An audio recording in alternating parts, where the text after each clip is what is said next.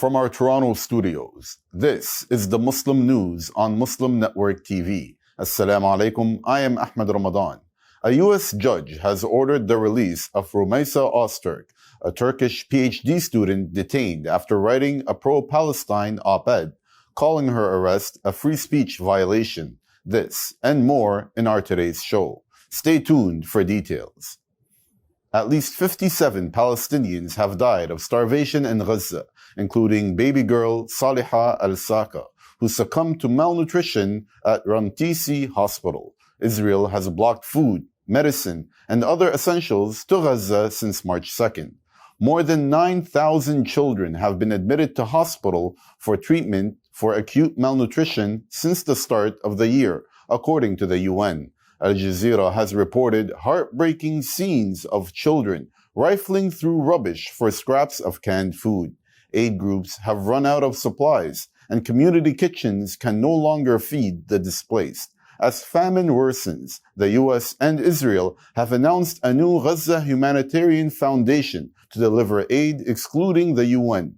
The plan would create 4 secure sites serving 300,000 people each, with private contractors managing distribution.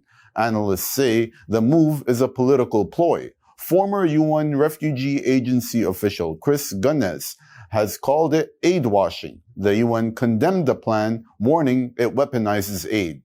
He has also called it an attempt to cover Israel's mass starvation and displacement of Palestinians in Gaza.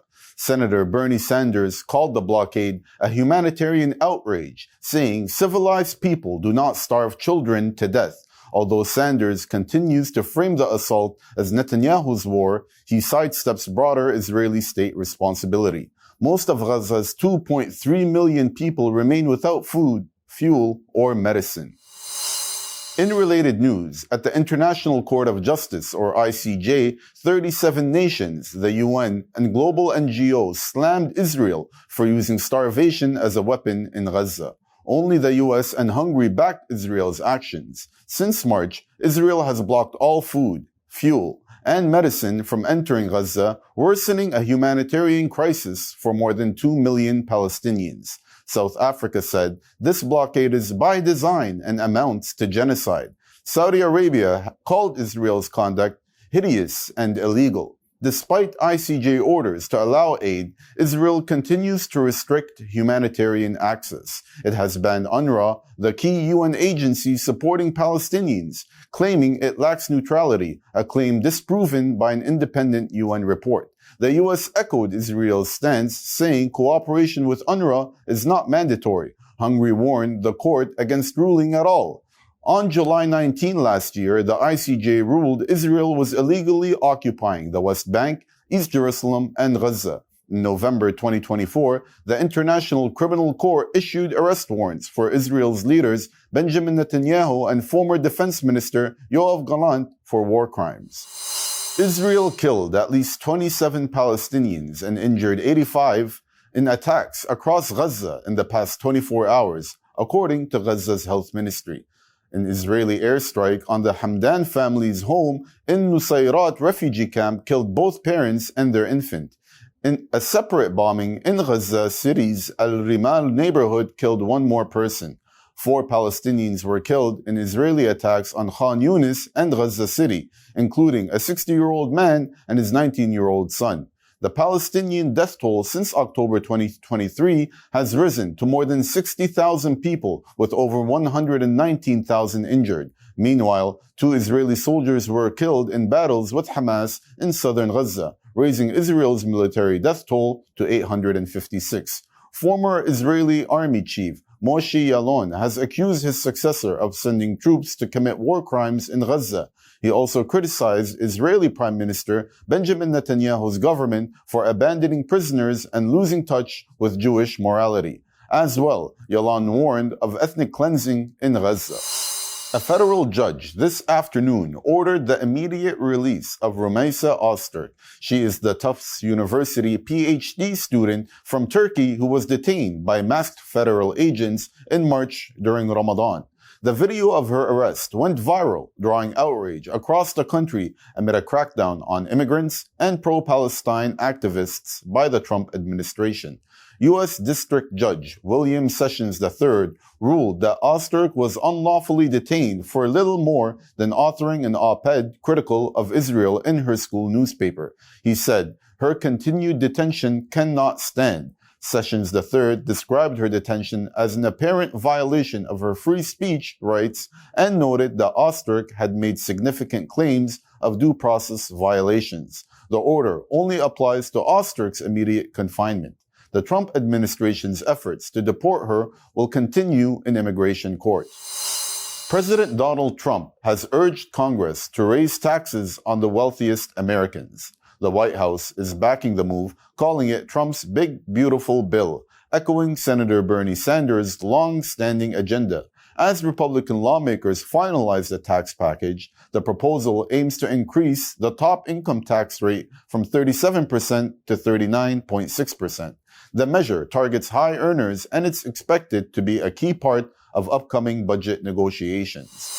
Pakistan accuses India of bombing a key dam in Kashmir, escalating tensions. India denies it as both sides report drone shootdowns. This and more coming up next.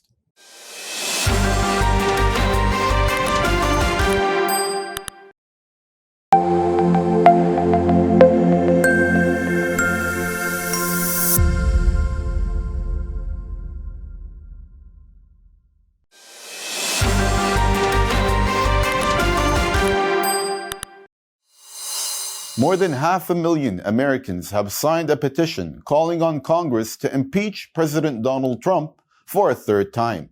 The campaign is led by advocacy group Free Speech for the People. It accuses Trump of crimes including the abuse of power, defying court orders, profiteering, and misusing presidential authority. The group unveiled a 16-article impeachment resolution this week listing charges such as pardoning January 6 rioters, using the military against migrants, and planning the forced expulsion of Palestinians in Gaza. At least 16 lawmakers, including Representatives Ilhan Omar and Rashida Tlaib and Maxine Waters, support the push.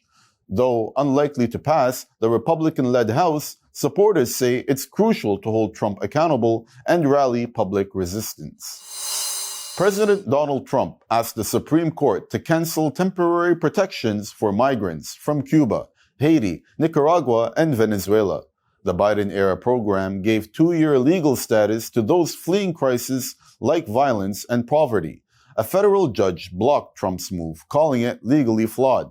An appeals court upheld that decision, but Trump's team argues the program encourages illegal migration and hampers law enforcement. Now, they want the top court to step in and overturn the lower court rulings. The Supreme Court has asked lawyers for the migrants to respond by May 15. In Kentucky, black students took matters into their own hands after the University of Kentucky canceled diversity-based graduation ceremonies. The cancellation followed growing political pressure from the Trump administration and new state laws to end diversity, equity, and inclusion or DEI programs on campus. In response, members of the black fraternity Alpha Phi Alpha organized an off-campus senior salute to honor black and first-generation graduates. Dressed in caps and gowns, dozens of students were celebrated by family and friends at Lexington's Lyric Theater. Organizers said the event was about self-empowerment and refusing to let their achievements go unrecognized. University officials cited legal and financial pressures, saying the decision was meant to ensure compliance with federal directives, but many saw it as a blow to campus inclusivity. Kentucky's Republican-dominated legislature passed a law this year to dismantle DEI efforts at public universities. Tensions between India and Pakistan have soared after Islamabad accused New Delhi of bombing a major dam. Tensions between India and Pakistan have soared after Islamabad accused New Delhi of bombing a major dam. Pakistan says India deliberately hit the Neelam Jhalom hydropower project in Pakistan-administered Kashmir during airstrikes this week. The dam generates nearly 20 billion units of clean power for Pakistan. The strikes reportedly damaged key intake gates, reinforced concrete structures, and even hit a residential camp with medical facilities. Pakistan's Water and Power Development Authority Chief Sajjad Ghani visited the site and confirmed the damage. Pakistan's Foreign Minister Ishaq Dar linked the attack to India's recent suspension of the Indus Water Treaty. India has denied the allegations, saying it only targeted what it called terror infrastructure, but evidence shows civilian sites, including religious buildings, were also struck. New Delhi warned that if Pakistan strikes Indian infrastructure in retaliation, it would bear full responsibility for the consequences. Meanwhile, both sides claim to have shot down others' drones, though only Pakistan's claims have been independently verified so far. Pakistan also says it downed 29 Israeli-made drones fired by India, calling the move a serious provocation. Algeria's Interior Minister Brahim Merad says France will inevitably admit its colonial crimes in Algeria. He spoke during a ceremony on Thursday marking 80 years since French forces killed 45,000 peaceful Algerian protesters. The demonstrators called for independence after supporting France in World War II. Murad said these atrocities were unmatched in colonial history and helped spark Algeria's 1954 revolution. He noted that growing awareness in France will pressure the country to acknowledge its past. The commemoration comes amid rising tensions between Algeria and France over historical memory and diplomatic disputes. 3 Chinese tech giants are facing legal action in France over their alleged role in the surveillance and persecution of Uyghur Muslims in China. The World Uyghur Congress, backed by rights lawyer William Bourdon, filed the case against Huawei, Hikvision, and Dahua. They are accused of aiding crimes against humanity through their surveillance technology in Chinese-occupied East Turkestan, officially known as Xinjiang. They allegedly provided AI-powered facial recognition systems used to racially profile Uyghurs, often leading to arrests and abuse. The companies are charged with complicity in genocide, human trafficking, forced labor, and covering up these crimes. Hikvision and Dahua have previously faced U.S. sanctions and bans over similar allegations and were forced to cancel biometrics contracts globally.